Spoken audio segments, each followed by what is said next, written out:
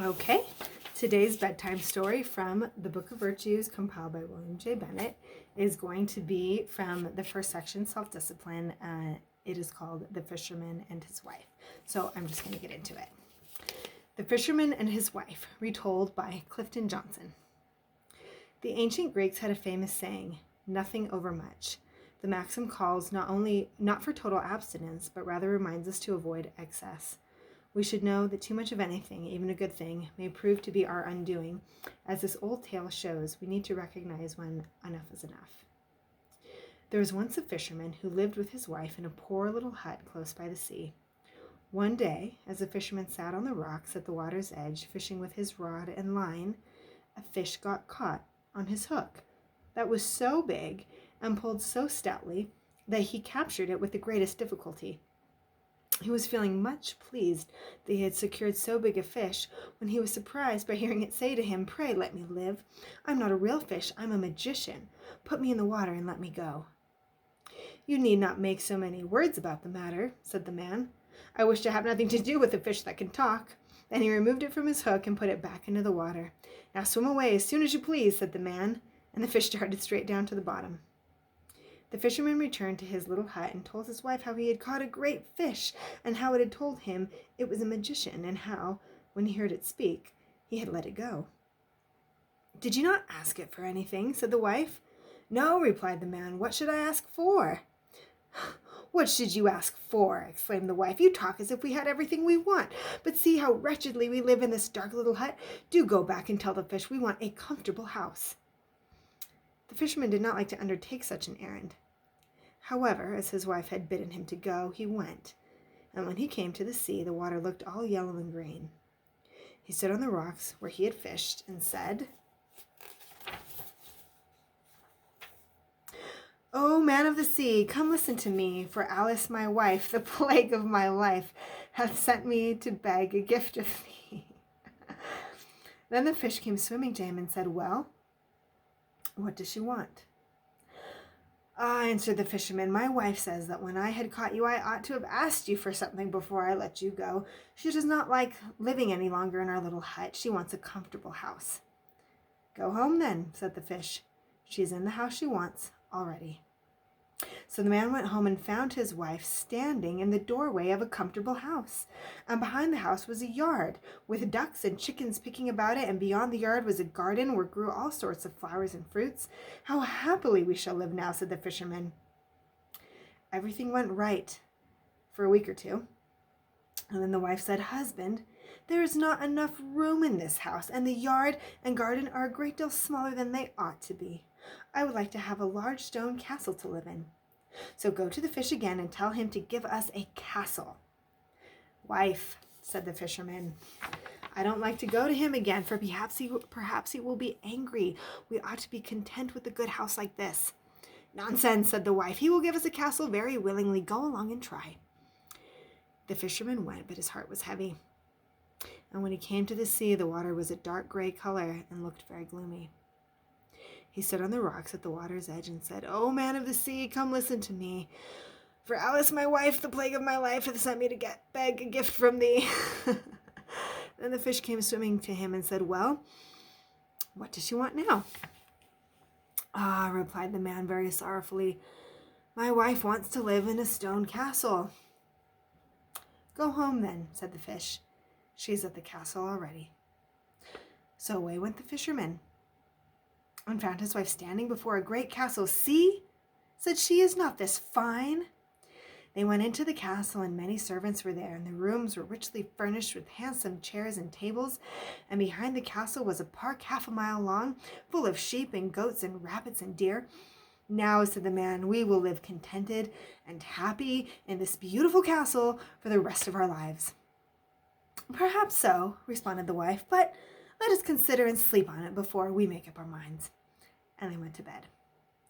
The next morning when they awoke, it was broad daylight, and the wife jogged the fisherman with her elbow and said, "Get up, husband, bestir yourself, for we must be king and queen of all the land." "Wife, wife," said the king, "why should we wish to be king?" "Oh," said the man, "why should we wish to be king and queen? I would not be king even if I could be." Well, I would be queen anyway, said the wife. Say no more about it, but go to the fish and tell him what I want. So the man went, but he felt very sad to think that his wife should want to be queen. The sea was muddy and streaked with foam as he cried out, "O man of the sea, come listen to me, for Alice, my wife, the plague of my life, hath sent me to beg a gift of thee." Then the fish came swimming to him and said, "Well, what will she have now?" "Alas," said the man, "my wife wants to be queen." "Go home," said the fish. "She is queen already." So the fisherman turned back, and presently he came to a palace, and before it he saw a troop of soldiers, and he heard the sound of drums and trumpets. Then he entered the palace, and there he found his wife sitting on a throne with a golden crown on her head, and on each side of her stood 6 beautiful maidens. "Well, wife," said the fisherman, "are you queen?" "Yes," she replied, "I am queen." When he looked at her for a long time, he said, "Ah, wife, what a fine thing it is to be queen. Now we shall never have anything more to wish for." "I do not know how that may be," said she.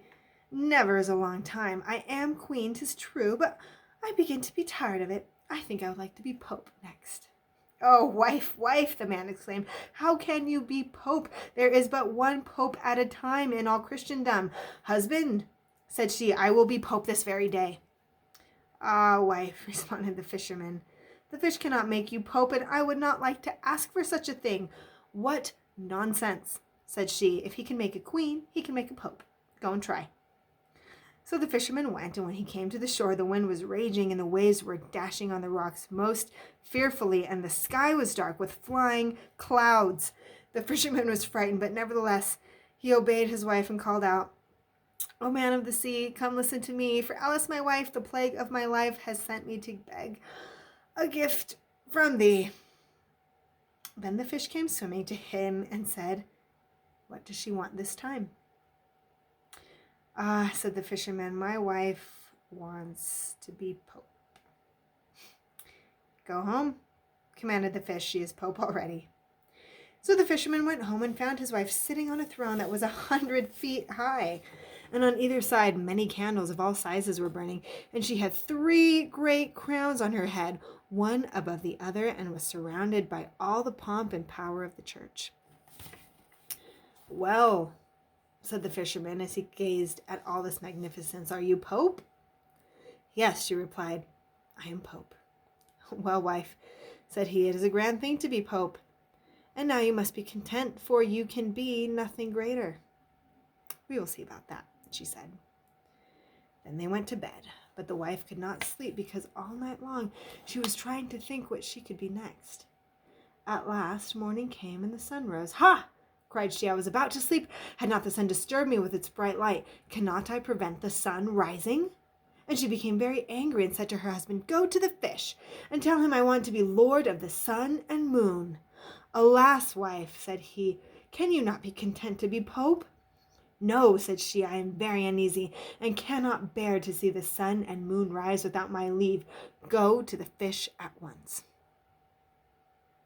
The man went, and as he approached the shore, a dreadful storm arose, so that the trees and rocks shook, and the sky grew black, and the lightning flashed, and the thunder rolled, and the sea was covered with vast waves like mountains. The fisherman trembled so that his knees knocked together, and he had hardly strength to stand in the gale while he called to the fish, "O man of the sea, come listen to me, for Alice, my wife, the plague of my life, has sent me to beg a gift from thee." Then the fish came swimming to him and said, "What more does she want?" "Ah," said the man, "she wants to be lord of the sun and moon."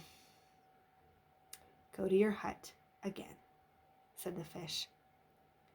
So the man returned, and the palace was gone, and in its place he found the dark little hut that had formerly been his dwelling, and he and his wife have lived in that little hut to this very day.